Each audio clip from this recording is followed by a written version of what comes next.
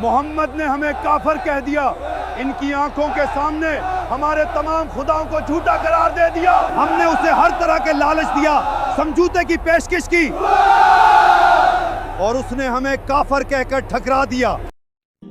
سورہ الکافرون کے جواب نے مکہ کے سرداروں کو آگ بگولا کر دیا۔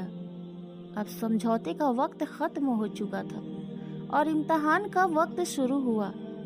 حضرت بلال جیسے جانشار کو تپتی ریت پر لٹایا گیا، سینے پر بھاری پتھر رکھے گئے، مگر ان کی زبان سے صرف ایک ہی لفظ نکلتا رہا، آہد، آہد، میرا اللہ ایک ہے، تمہارے کوڑے میرے ایمان کو نہیں ہلا سکتے۔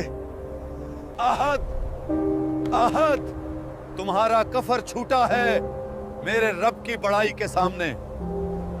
مکہ کی ریت گواہ تھی کہ خون تو بہہ سکتا ہے مگر ایمان کا سودا نہیں ہو سکتا۔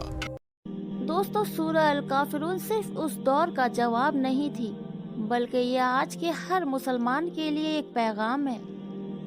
آج بھی دنیا ہمیں ایمان کے سودے کرنے پر اکساتی ہے، لیکن ایک سچا مومن وہی ہے جو اپنے رب کے سامنے جھکے اور دنیا کے ہر جھوٹے بت کو انکار کر دے۔